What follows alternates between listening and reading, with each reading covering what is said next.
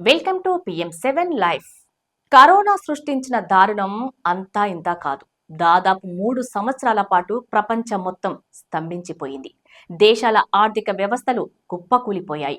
లక్షల మంది ఉపాధి కోల్పోయారు. అదే సంఖ్యలో ప్రాణాలను కోల్పోయారు. గత ఏడాదిన్నర నుండి ప్రపంచం కొద్ది కొద్దిగా కోలుకోవటం మొదలుపెట్టింది. అయితే కరోనా సమయంలో వేసుకున్న వ్యాక్సిన్ వల్ల కలుగుతున్న దుష్ఫలితాలు ఇంకా వెంటాడుతూనే ఉన్నాయి. అలాగే కరోనాకు గురైన వారు కోలుకొని సాధారణ జనజీవనంలో కలిసి తిరుగుతున్నా దానికి తాలూకు సైడ్ ఎఫెక్ట్ వాళ్ళని ఇంకా వేధిస్తూనే ఉన్నాయి. కరోనా తగ్గుముఖం పట్టిన తర్వాత రకరకాల వ్యాధులు ప్రబలటం మొదలైంది. కరోనా ఒమిక్రాన్, జికా వైరస్లు ఇబ్బంది పెట్టాయి. వీటి వల్ల చాలా మంది ఇబ్బంది పడ్డారు. ప్రాణ నష్టం జరగకపోయినప్పటికీ చాలా మంది అనారోగ్యానికి గురై ఆసుపత్రుల పాలయ్యారు. ఆర్థికంగానూ నష్టపోయారు.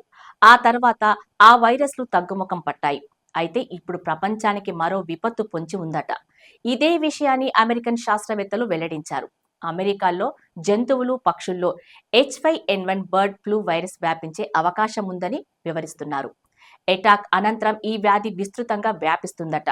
ఆ తర్వాత అది ప్రాణాంతకంగా మారుతుందట. ఇది సోకిన వారిలో సుమారు 50% మంది చనిపోతారట. అందువల్ల అప్రమత్తంగా ఉండాలని శాస్త్రవేత్తలు సూచిస్తున్నారు. ఈ విపత్తు నివారణకు జంతువుల్లో సోకే ఇన్ఫెక్షన్లను జాగ్రత్తగా పరిశీలించాలని వివరిస్తున్నారు.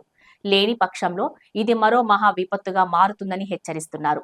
H5N1 బర్డ్ ఫ్లూ వైరస్ నేరుగా మనుషుల రోగ నిరోధక వ్యవస్థ మీద దాడి చేస్తుంది. ఇది తన రూపాన్ని ఎప్పటికప్పుడు మార్చుకుంటుంటుంది. మందులకు కూడా లొంగదు. దీనిని నివారించేందుకు ఒక నిర్దిష్టమైన చికిత్సా విధానం అంటూ లేదు. అందువల్ల ఈ వైరస్ మందులకు లొంగదు. ఒకవేళ మందులు ఉపయోగించినప్పటికీ ఈ వైరస్ ఎప్పటికప్పుడు తన రూపాన్ని మార్చేసుకుంటుంది. అందువల్ల వైరస్ నియంత్రణ సాధ్యం కాదు. అలాంటప్పుడు ఈ వైరస్ బారిన పడకుండా చూసుకోవటమే ఉత్తమం. ముఖ్యంగా జంతువులలో రకరకాల వ్యాధులు చోటు చేసుకుంటాయి. అలాంటప్పుడు వాటిని జాగ్రత్తగా పరిశీలించాలి.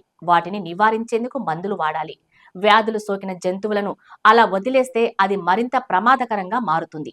ఎందుకంటే వ్యాధులు సోకిన జంతువుల్లో వైరస్ మ్యూటేషన్ త్వరగా అవుతుంది. దానివల్ల మనుషులు తీవ్రంగా ప్రభావితమయ్యే ప్రమాదమూ ఏర్పడుతుంది. కోవిడ్ వల్ల ప్రపంచం మొత్తం తీవ్రంగా ఇబ్బంది పడింది. గత కొద్ది సంవత్సరాలుగా సానుకూల వాతావరణం వైపు ప్రయాణము సాగిస్తోంది. ఈ సమయంలో ఈ వైరస్ వెలుగు చూడటం ఆందోళన కలిగిస్తుంది. అయితే దీని నివారణకు ముందస్తు జాగ్రత్తలను పాటించాలి. అప్పుడే వైరస్ నియంత్రణ సాధ్యమవుతుంది. ముందస్తు జాగ్రత్తలు పాటించకపోతే తీవ్ర ఇబ్బందులు ఎదుర్కోవాల్సి వస్తుంది. ఎందుకంటే ఈ వైరస్ సంక్రమణ అత్యంత తీవ్రంగా ఉంటుంది. ఆ వైరస్ నేరుగా రోగ నిరోధక శక్తి మీదనే అత్యంత తీవ్రమైన ప్రభావాన్ని చూపిస్తుందని శాస్త్రవేత్తలు హెచ్చరిస్తున్నారు.